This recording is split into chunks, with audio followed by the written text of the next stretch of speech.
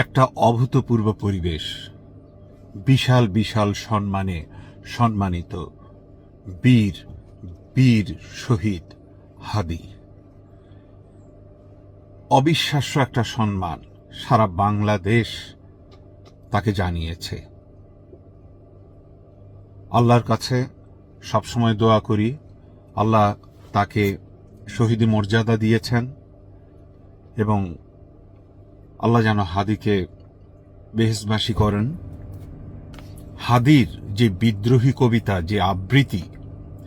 যে আবৃত্তিটা করা হলো, এটা প্রতিদিন আমাদের বাচ্চাদের স্কুল শুরু হওয়ার আগে এই আবৃত্তি দিয়ে তারা অ্যাসেম্বলি করবে।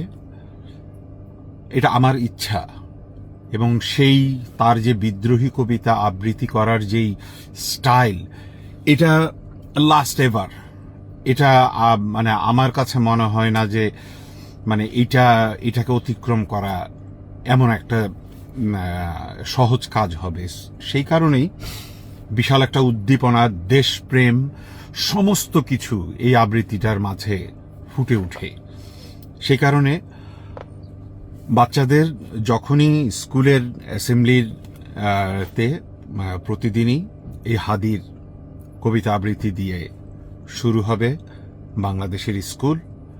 আর সেই সাথে তরুণ সমাজ, আপনাদের কাছে আমাদের অনেক আশা। আপনাদের কাছে বাংলাদেশ নিরাপদ, এবং আপনারাই আমাদের আগামীর, বলবো না, আপনারা আমাদের লিডার। আপনারা বাংলাদেশকে ভালো রাখবেন।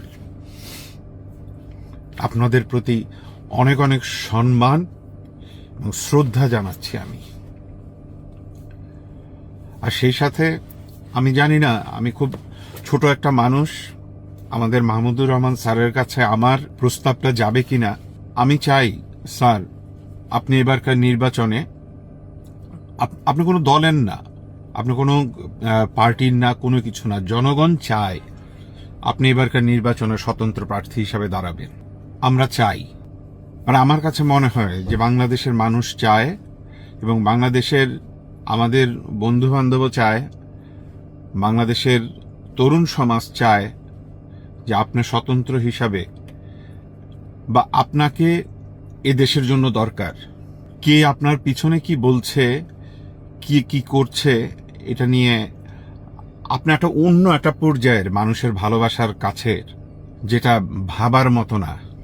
আর আজকে তরুণ সমাজ দেখিয়ে দিয়েছে যে বাংলাদেশকে কিভাবে রক্ষা করতে হয়।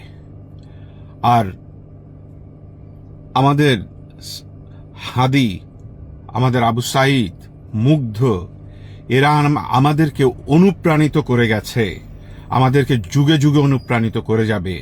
যে আমরা আশা করি শহীদি মৃত্যুর, এটা একটা বিশাল জিনিস। জন্মের সার্থকতা হাদির, জন্মের সার্থকতা আবু সাঈদের, জন্মের সার্থকতা মুগ্ধর। স্যার, আপনাকে দরকার বাংলাদেশের।